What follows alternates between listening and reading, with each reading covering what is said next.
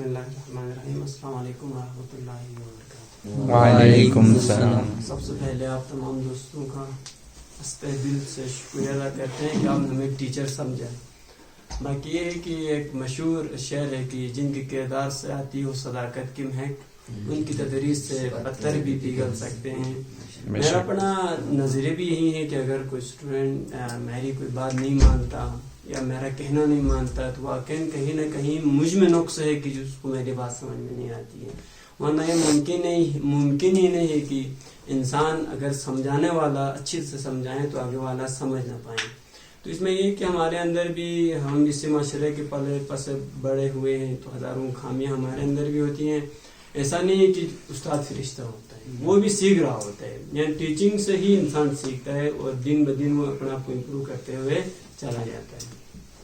باقی یہ کہ دوسری بات، ابھی سوسائٹی میں جیسے کیمسٹری پڑھانے والا، میتھس پڑھانے والا، فزکس پڑھانے والا، یعنی آپ کا ٹیچر ہے. ایسی بات نہیں کہ ٹیچر نہیں ہے، لیکن وہ ٹیچر عظیم ٹیچر نہیں ہے جس کے ہونے پر حضرت محمد نے فخر محسوس کیا. وہ ایک الگ یعنی کیٹیگریز ہوتا ہے ہر چیز میں. جیسے ہماری نماز کی کیٹیگریز ہیں، روزے کی کیٹیگریز ہیں، تو ٹیچر کی بھی کیٹیگریز ہیں.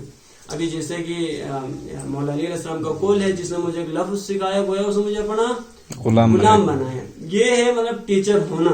اور اس کے بعد ٹیچر کے اندر بھی بہت بڑے درجے موجود ہوتے ہیں. ایک کچھ ٹیچرز ایسے ہوتے ہیں جیسے کہ ان کی کتابیں پڑھ کے، ان کی کہانیاں پڑھ کے، ان کی زندگی میں انہوں نے جیسا کام کیا ہے ان کو پڑھ کے ہم ان سے متاثر ہو کے اپنے آپ کے اندر امپرومنٹ لے کے آتے ہیں. پڑھایا اس نے ہمیں نہیں ہے، لیکن وہ ہمارے ٹیچرز ہیں.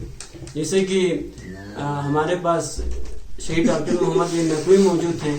وہ ہمارے ایسا اسٹوڈنٹ لائف کیسے گزارنا ہے یونیورسٹیوں میں، اور ایسا اسٹوڈنٹ آپ نے قوم کے لیے کیا کرنا ہے، اس کے لیے ہمارے رول ماڈل ہیں، آئیڈیل ہیں، ٹیچر ہیں. یعنی ٹیچر کیا، جو آپ کو کچھ سکھا دیتا ہے، جو آپ کو کچھ سکھاتا ہے.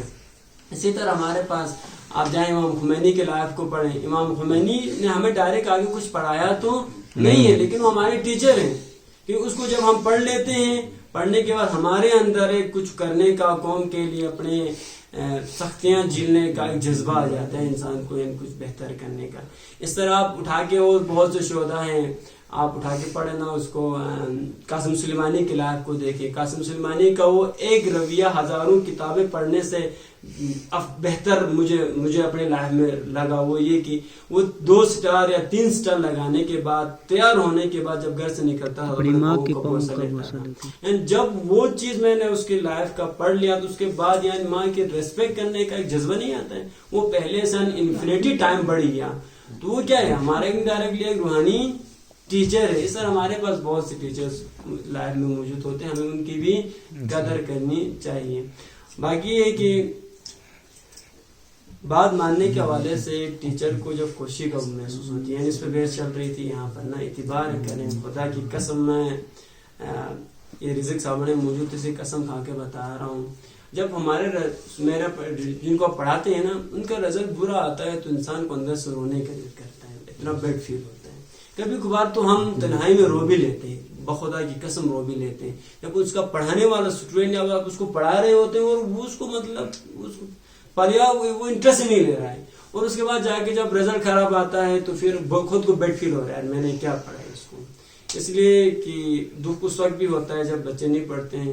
تو اچھے اسٹوڈنٹ بننے کی کوشش کرنا چاہیے، ہمیں بھی، آپ سب کو بھی ہے نا، بن کے اپنے ٹیچروں کو اچھا پڑھ کے خوش کرنے کی کوشش کرنی چاہیے. تو انہیں کلمات کے ساتھ آپ سب کا پھر سے ایک دفعہ شکریہ ادا کرتے ہیں. السلام علیکم ورحمۃ اللہ وبرکاتہ.